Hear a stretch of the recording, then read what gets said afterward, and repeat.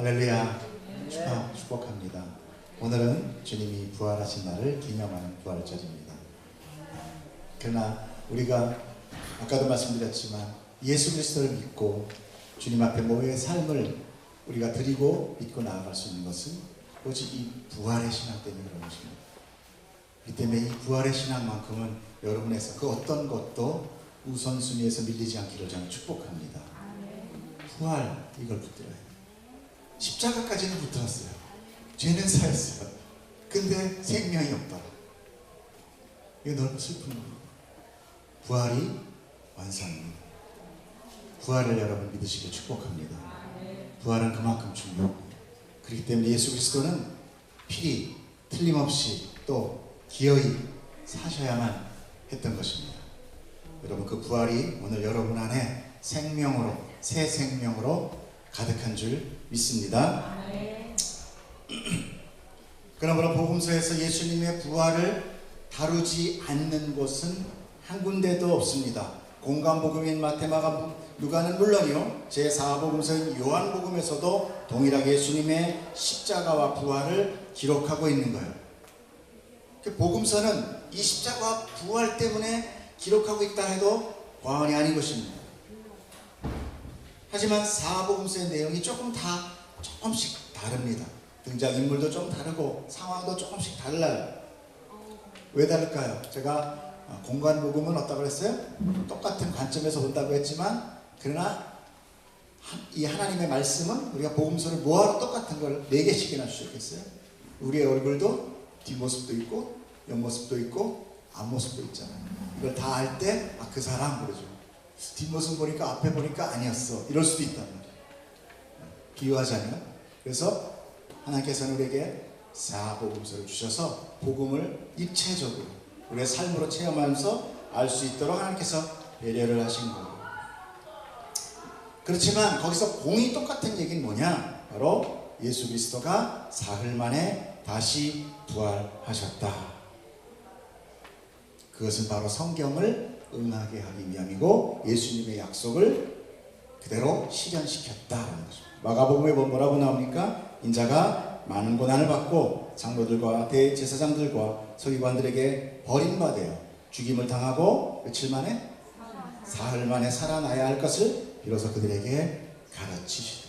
즉 예수님께서는 그냥 홀로 일하신 것이 아니라 제자들에게, 군중들에게, 자기를 찾아 따르는 자들에게 당신의 십자가와 부활까지도 정확하게 가르쳐 주셨다는 것입니다.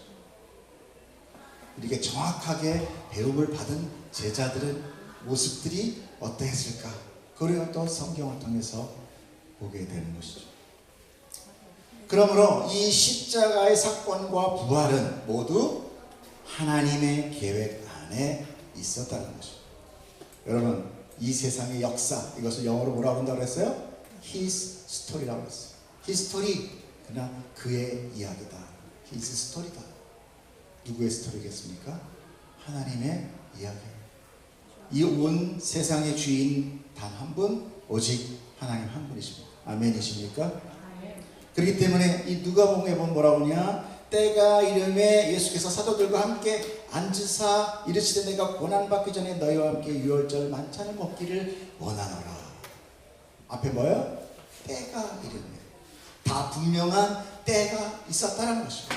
여러분의 기도가 응답이 되지 않습니까? 여러분의 때가 아닙니다. 하나님의 때에 응답될 줄 믿습니다. 여러분, 하나님은 당신의 자녀를 받으시고 삼으시고 내팽겨 두시는 분이 아니에요. 우리 자녀들도 부모가 부족한 이런 육신의 부모도 약속을 하면 지키기 위해서 노력합니다. 근데 전지전능하신 하나님께서 자녀와 약속하신 약속을 난 별로 관심이 없네 그리고 버리시겠어요? 아니요. 하나님의 뜻과 하나님의 시간과 하나님의 때, 그때 여러분에게 이루어 주실 줄 믿습니다. 그러므로 모든 시기와 때를 하나님께서 계획하시고 하나하나 완성해 나가셨다는 거예요. 그럼 오늘 본문을 같이 보면서 그 안에 진리를 또 한번 캐보기를 원합니다. 1절 한번 읽어주세요. 시작.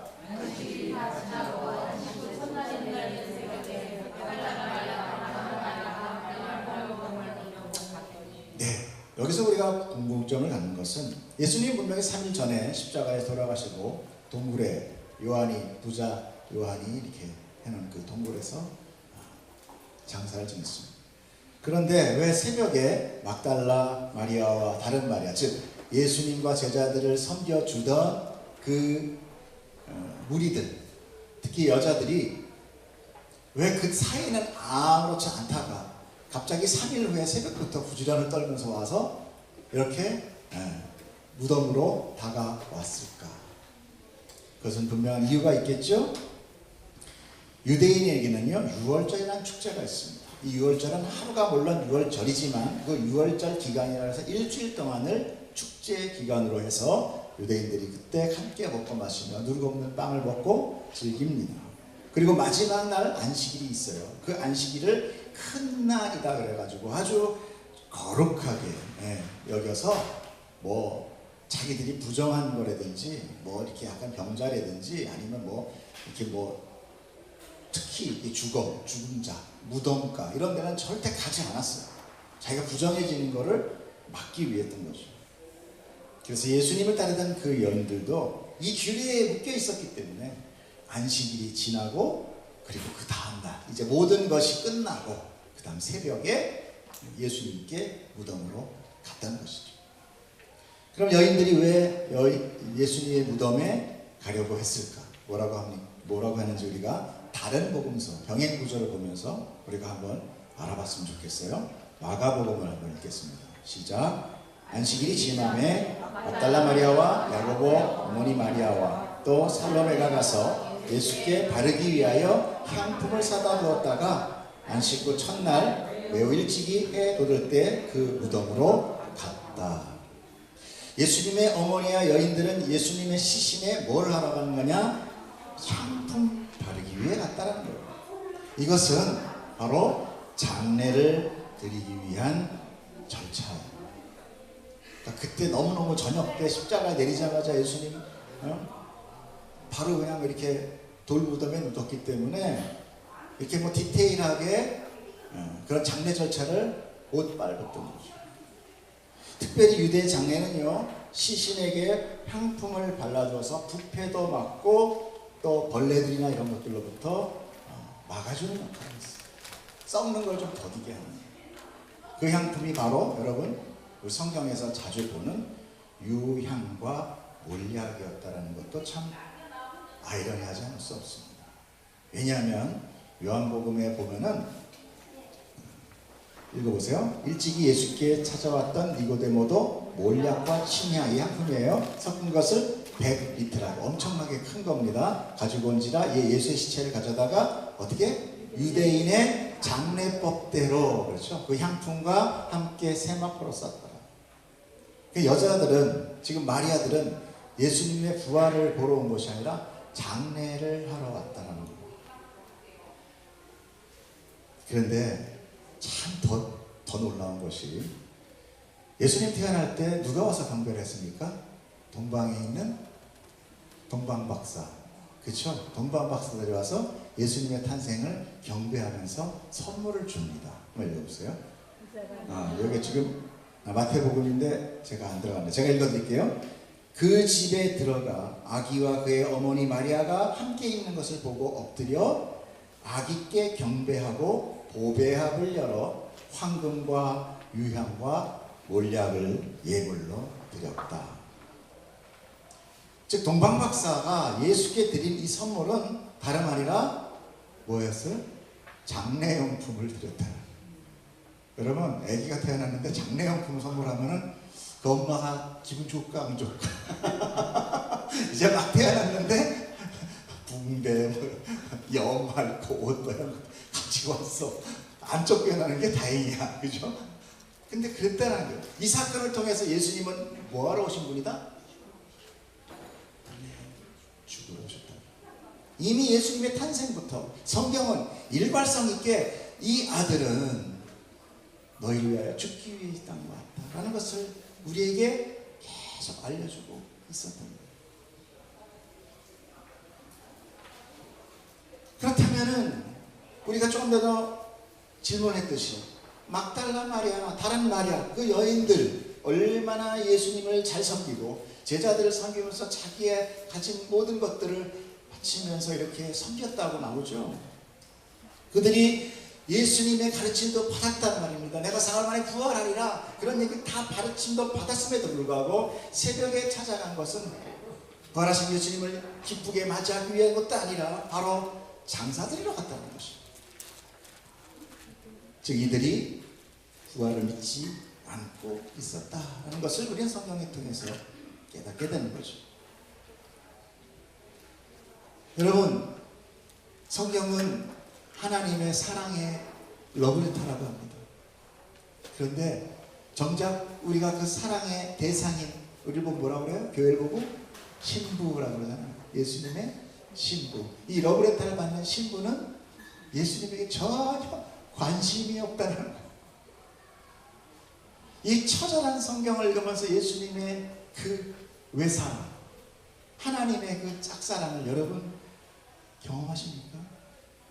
내 마음은 이 세상을, 내 마음은 이 육신을 계속 다름질치고 있는데 하나님은 계속 따라가면서 나를 봐. 그건 썩어질 것이야. 그건 끝나는 거야. 가장 중요한 것은 생명이야. 영생이야. 그게 너에게 지금 가장 필요한 복이야. 여러분, 죽어있는 사람에게 진주를 갖다 주면 고맙습니다. 그렇게 할 수 있어요. 죽은 사람에게는 다 필요 없죠. 죽어가는 사람에게 또 911인가 119가 와서 뭐예요? 심폐소생술. 모든 사람들이 그를 살리기 위해서 노력할. 갑자기 어떤 사람이 와서 내가 돈을 좀 드릴게요. 살아나십시오. 이렇게 할 수 있습니다. 가장 중요한 것은 생명이다. 예수님께서 우리에게 얘기합니다. 새 포도주는 어디에 담아요? 바로 그게 뭡니까? 새 몸에 우리의 새 생명을 담으실 거다라는 것입니다. 그러면서 뭐라고 말씀하십니까? 새 포도주를 옛 포도주 주머니, 헌 포도주 주머니에 담는 이가 없고, 그 헌 포도주, 새 포도주에 있는 것 선을 찢어서 헌 포도주에 기워 만드는 이가 없다. 이건 무슨 얘기입니까? 지금 우리는 이 육신을 위하여 살아간다고 해도 과언이 아니죠. 여러분의 소원이 다 무엇입니까? 지금 나에 대한 육신이에요. 이 세상이에요. 우린 여기에 갇혀있는 자입니다. 예수님 뭐라고 그래요? 그거 금방 터질 거예요. 그거 거기다가 새 생명 절대 담을 수 없어. 거긴 터지는 거야. 거긴 버려지는 거야. 내가 거기다 그걸 담겠니? 여러분의 영생, 여러분의 생명, 여러분의 영혼은 옛 것이 아님을 여러분이 깨닫습니다. 내 영이 옛 것이라고 느끼기 때문에 아직도 내 옛 육신에 사로잡혀서 이 육신을 좀, 내 이 세상에 이 소망을 좀 들어주세요 하고 우리는 붙들고 가는 것입니다. 그만큼 우리에게는 하나님이 주신다고 하는 그 새 생명, 그 새 육신 관심 없다. 아니, 관심 없다기보다는 내가 눈에 보이는 이 지금의 이 현실, 지금의 이 몸뚱이를 더 사랑하고 있다. 여러분, 그러나 그 정도의 믿음은 세상 모든 사람도 다 동일하게 그렇게 살아요. 우리 크리스찬이 다르다는 것이 무엇이에요? 여러분, 다른 게 뭐예요? 우리는 부활의 소망을 가지고 있다는 것이에요. 새 생명과 새 육체를 받는다는 거에 소망을 갖고 있다는 거예요. 이 땅이 아닌 하나님의 나라, 새 예루살렘, 그 새 왕이 통치하는. 여러분, 우리는 이거를 소망을 가지고 여기에 이렇게 모든 인생의 어려움 가운데 오늘도 빼먹지 않고 나와서 하나님께 예배로 나아가고 있는 분들이라는 것입니다. 여러분들이 바로 새 생명과 새 육신을 받을 자임을 여러분 믿으시기 축복합니다. 그것이 여러분의 소망이에요. 그것이 우리의 믿음이에요. 여러분이 하나님께 주신 그 사랑의 복을 헌 육신에 담아서 터뜨려 아깝게 다 버려지는 그런 우를 범하지 않기를 저는 축복합니다. 그것이 바로 여러분에게 믿음 되기를 저는 바랍니다. 그렇기 때문에 우리의 믿음의 상태는 어떤 상태냐? 성경에 나오는 사람의 상태는 어떤 것이냐?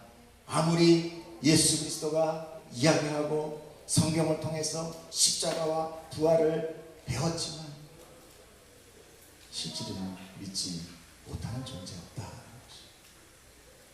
우리 어떻게 합니까? 십자가도 못 믿고 부활도 못 믿는다면 그때는 누가 나를 구원해 줄까? 그런 노래 갑자기 생각이 나네요.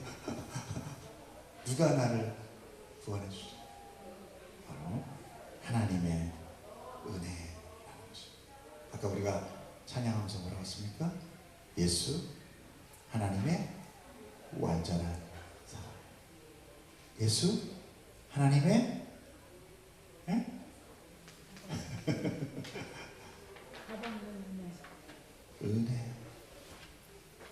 여러분이 만약에 은혜를 내 노력으로 한다 그러면 그 은혜를 은혜로 받지 못한 거예요. 자, 2절, 3절, 4절을 한번 읽어주십시오. 제가 왜 이게 들어와 있지?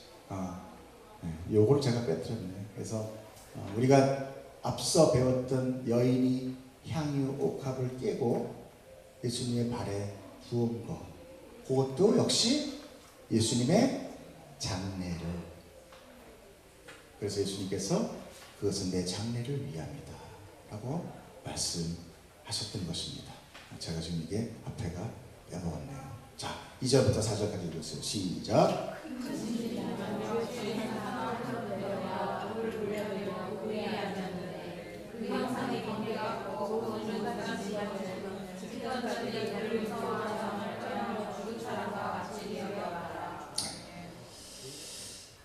딱 이 마태복음에서만요 보면은 이 여인들이 막 지진이 나가지고 돌이 막 움직이고 천사들이 돌을 막 굴려냈다고 그러잖아요. 그리고 천사들이 앉는 그 생생한 모습을 보고 있는 것 같은 그런 느낌이 들죠.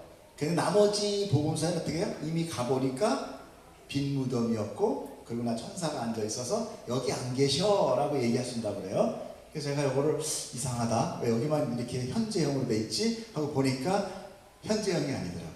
과거 완료형이에요. 근데 번역을 이렇게 한 거예요. 왜 개정개혁에서 이렇게 했는지는 저는 잘 모르겠어요. 그러나 원어를 보니까 큰 지진이 이미 났으며, 그리고 돌이 이미 굴려져 있고 단 하나 천사가 그 위에 앉아있더라는 것만 현재 진행형으로 되어 있더라고요. 그러니까 어떻다는 거예요? 다른 복음서와 다른 거 없지. 이미 사람들, 특히 이 여인들은 하나님이 부활을 시키고 돌이 굴려가는 모습은 봤다 못 봤다? 보지 못했다는 거죠. 빈 무덤만 발견하게 된 거죠. 성경에서 큰 지진이 났다고 하는 것은요, 보통 지진은 성경은 아는 것들을 이렇게 예표적으로 사용하고 있습니다. 예를 들어서 뭐 10계명, 그럼 10개의 계명이 아니에요. 하나님의 완전한 명령, 통치, 이거를 10계명, 완전한 말씀을 10계명이에요. 11조, 그러니까 뭐 10분의 1 이게 아니라 나의 모든 소득의 대표적인 하나, 이게 11조예요. 열이라는 것은 완전수, 열, 천, 삼 이런 게 다 완전수, 7 안식의 수, 7일째 우리가 안식하잖아요. 이렇게 성경은 어떤 그 시부리 문화예요, 이것이. 근데 큰 지진은 하나님의 강림이나 역사, 그리고 그분의 능력을 나타낼 때, 묘사할 때 성경이 자주 사용하고 있어요. 그래서 예수님께서 십자가상에서 돌아가실 때 어떻게 합니까? 땅이 진동하고 바위가 터지더라 라는 기억이 있고요. 출애굽기 19장 18절에도 시내산에서 하나님께서 언약 맺을 때 어떻게 해요? 산이 막 진동하고 불과 연못이 막 연기가 나면서 사람들이 두려워 떨어서 그 앞에 있는 짐승들이나 그 안으로 발을 딛는 짐승은 죽고 사람들도 거의 죽은 것 같이 되더라, 이런 이야기들이 있어요. 하나님께서 임재, 하나님의 임재는 이렇게 어마어마한 우리가 늘 하나님이 안 보여, 하나님 안 보여, 하나님 보게 해주세요. 여러분 잘못 내가 주님의 죄로 씻겨지지 않을 때 하나님을 보면 인간은 죽습니다. 죄인은 하나님이 봐줘서 안 보이게 하는 여러분 하나님이 아직은 우리가 믿음으로 보지 못하는 것들 실상 거잖아요. 보지 못하고 확인하지 못하게 한 것도 하나님의 은혜라는 것을 여러분 깨닫기를 축복합니다. 그러므로 큰 지진으로 인해 돌이 굴려졌다는 것은 예수님의 부활을 누가 하셨다? 하나님의 능력으로 하셨다라는 것을 아우들러 이야기하고 있습니다. 그렇기 때문에 하나님의 이 예수님의 십자가라든지 또 부활은 다 하나님의 복음의 사역이라는 것입니다. 그래서 하나님께서 사도행전에 보면 뭐라고 나옵니까? 하나님이 예수를 사흘 만에 다시 살려내셨다라고 성경이 분명히 기록하고 있습니다. 예수님이 스스로 살아나신 것도 아니고 가끔 누가 하기는 예수님은 너무나 완전하셔서 죄가 없기 때문에 죄악이 사망이 토해냈다 그러는데 그게 아니에요. 예수님은 누구로 돌아가셔요? 죄인으로 돌아가시는 것입니다. 여러분 분명히 하십니다. 죄인으로 돌아가시는 거예요. 죽는 거예요. 근데 하나님께서 그를 살리신 거예요. 왜요? 그는 율법을 완성하셨기 때문에 살릴 수 있는 하나님의 권한이 있습니다. 그러므로 이제 우리도 하나님께서 예수 그리스도와 함께 우리를 살리시는 것을 여러분 믿으시길 축복합니다. 성경에 나와 있어요. 뭐라고 합니까? 고린도후서 4장 14절 주 예수를 다시 살리신 이가 예수와 함께 우리도 다시 살리사 너희와 함께 그 앞에 서게 하실 줄을 아노라. 여러분 이게 소망이에요. 예수님이 부활했어 끝. 그러면 너는 뭐 이게 아니라 예수님의 부활은 나를 부활하기 위해서 나를 살리기 위해서였다는 것을 여러분 아셔야 됩니다. 그래서 예수님의 부활 사건은 십자가만큼 중요한 것입니다. 십자가 없이는 부활이 없고 부활 없이는 십자가 역시 구원을 이루지 못하는 불완전한 것이라는 것이죠. 그래서 천사들이 굴려진 돌 위에 찾아온 여자들에게 소식을 가장 빨리 전해야 되는 것, 이 복음의 절장의 이 키포인트. 학원에서 얘기하잖아요. 밑줄 3번 딱, 돼지꼬리 땡땡, 별표 5개. 가장 중요한 것은 복음의 핵심.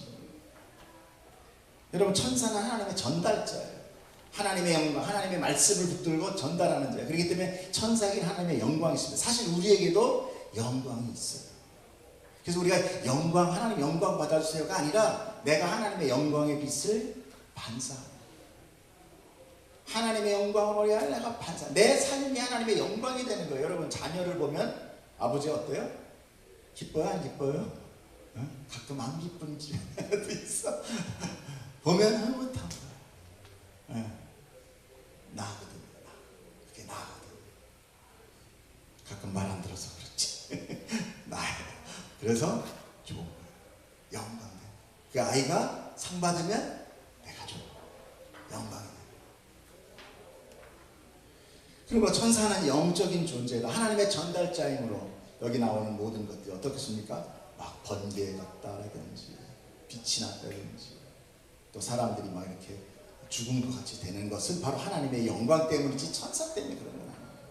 여러분 천사 중에 하나가 하나님을 배신하여 대적해서 떨어져 나간 것이 누구예요? 천사장 루시퍼예요. 이게 사탄이에요. 근데 이 천사장 루시퍼는 원래 사역이 무슨 사역이냐? 찬양하는 천사예요. 찬양하는 천사. 하나님을 찬양하는 천사장이에요. 그런데 하나님을 찬양하지 않고 근데 찬양이 참 그게 영광된 거예요. 그러니까 이 천사에게 능력도 많았어요. 근데 갑자기 하나님의 배신하고 자기의 능력을 의지해서 하나님을 떠나가서 하나님을 대적하는 천사가 된 거예요. 그런데 이 이야기는 사람이 원래 누굽니까? 사람은 원래 하나님께서 뭘 하기 위해서 창조시켰어요? 하나님의 찬송이 되게 하기 위하여 하겠단 말입니다. 우리가 찬송이 돼야 돼요. 근데 여러분 우리는 다 나를 찬송하는 삶을 살아요. 누구와 똑같아요? 루시퍼와 똑같은 거예요. 그래서 성경은 네가 마귀의 자식이야. 내가 마귀예요. 영적 전쟁은 저 나쁜 놈 싸워야지. 여기 엉컴엉컴해 음심에 절간 떠나갈지 이게 아니라 내 머리나 되고 해야 돼. 내 안에 사탄이 더 발박을.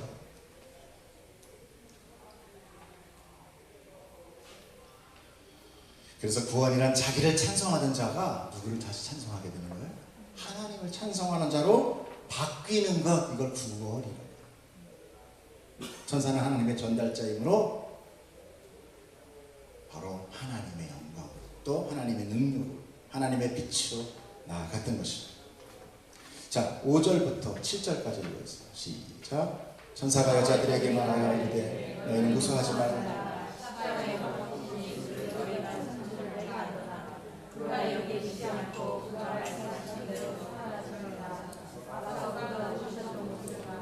또 빨리 가서 그의 제자들에게 이르되 그가 죽은 자 가운데서 살아나셨고 너희보다 먼저 갈릴리로 가시나니 거기서 너희가 배우리라 하라. 보라, 내가 너희에게 일렀느니라 하거든.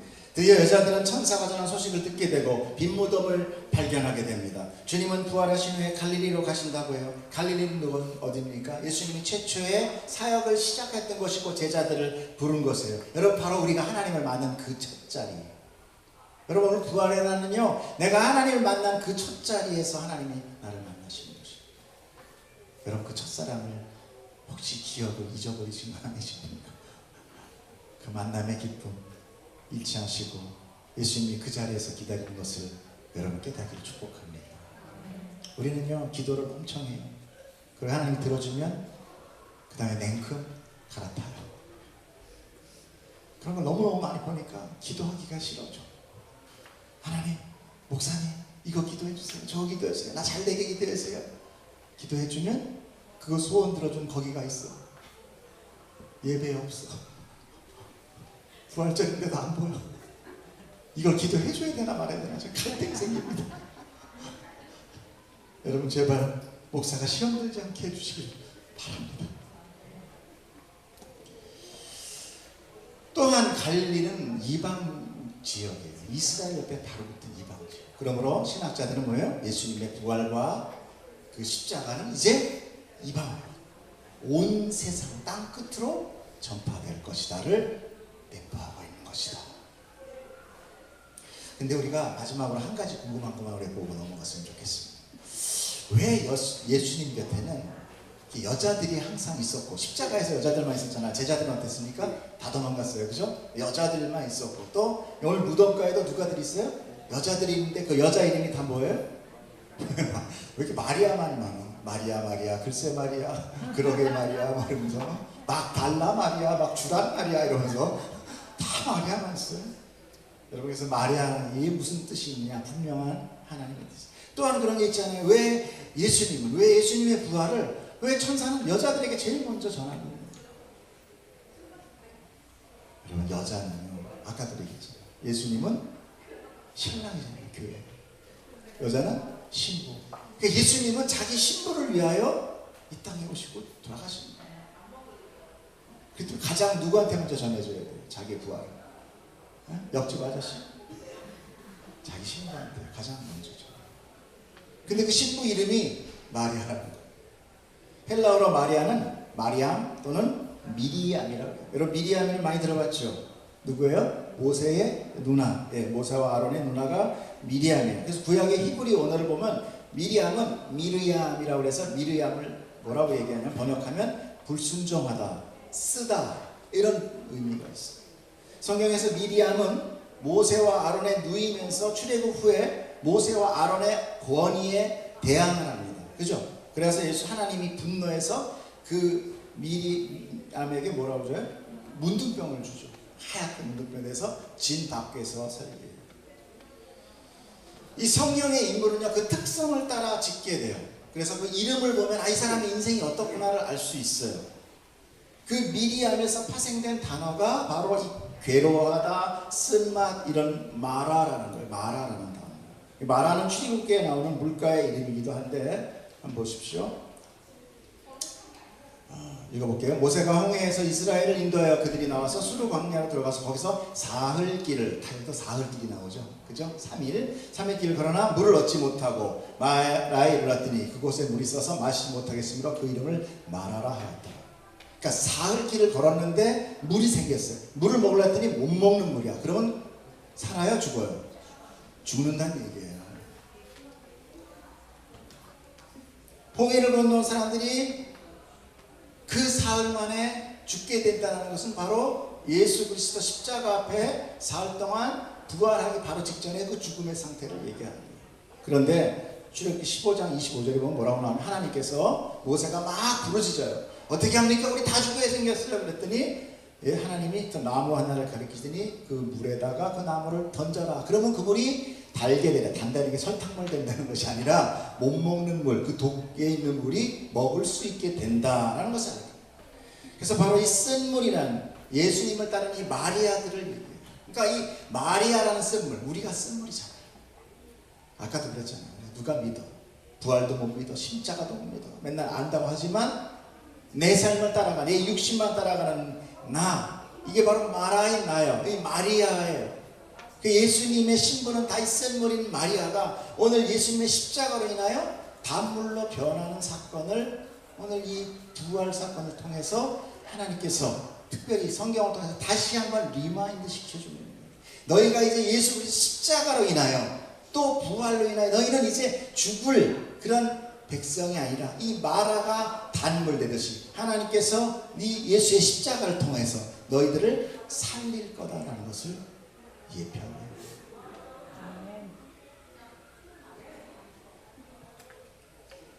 그러므로 예수님은 교회의 유일한 신랑, 그 신랑 옆에 신부가 있는 것은 당연한 그림입니다. 그래서 오늘 신랑 예수님은 바로 우리들 신부를 위하여 부활하시고, 여러분이 신랑과 신부의 이야기는 창세기부터도 동일한 이야기로 성경은 똑같이 얘기하고 있어요. 하와는 뱀에 의해서, 창세기 보면 하와가 뱀에 의해서 동산 중에 있는 선악과를 따먹게 되죠. 그죠? 아담이 따먹어요? 하와가 따먹어요? 하와가 따먹어요. 주춤주춤 되지 마세요. 하와가 따먹어요. 그런데 그럼 1차적으로 아담도 나중에 먹었잖아요. 그러니까 나중에 먹었는데 제일 먼저 깨뜨린 건 하와가 깨뜨린단 말이에요. 그리고 그 1차적인 죄가 저질렀으면 당연히 이것은 누구의 죄라고 얘기해야 돼요? 하와의 죄 그래야 되잖아요. 우리 인간이 하와의 죄로 인하여 우리가 이렇게 얘기해야 되는데 하와의 죄라고 그래요? 아담의 죄라고 그래요? 아담의 죄라고 그러잖아요. 그러니까 이 얘기가 뭐예요? 신부의 죄. 이 신부의 죄는 다 누가 다 가져간다? 신랑인 아담이 가져간다. 그러니까 우리 교회의 죄를 누가 다 감당한다? 예수 그리스도 신랑인 예수 그리스도가 다 감당한다. 이해가 되세요? 난 이거 알고 깜짝 놀랐는데 좀 무덤덤하신 것 같아서 약간 맥이 빠지네. 내가 말을 좀 더 익사이팅하게 해야 되는데 말하는 재주가 없어요. 좋은 소재를 가지고도 여러분 성경에 나온 이 놀라운 창세기부터 오늘 쭉 나오는 이 동일한 이야기를 여러분이 받으셔야 돼요. 바로 하나님의 뭐가 덮이고 있다는 거예요. 신랑의 은혜가 신부를 계속 덮으면서 신부는 신랑은 죽어가고 신부를 계속 살리고 있다는 것을 여러분 아셔야 돼요. 이게 복음이에요. 다른 거 없습니다. 여러분 이렇게 나를 위해 죽는 신랑을 붙들고 용돈이 부족한데 내가 뭘 좀 더 세상에서 높아져야 되겠는데 잠깐 이거 좀 해주시고 가면 안 될까요? 죽는 것까지도 좀 가슴 아프긴 하지만 여러분 이런 정말 웃지 못할 코미디가 우리의 신앙생활이에요.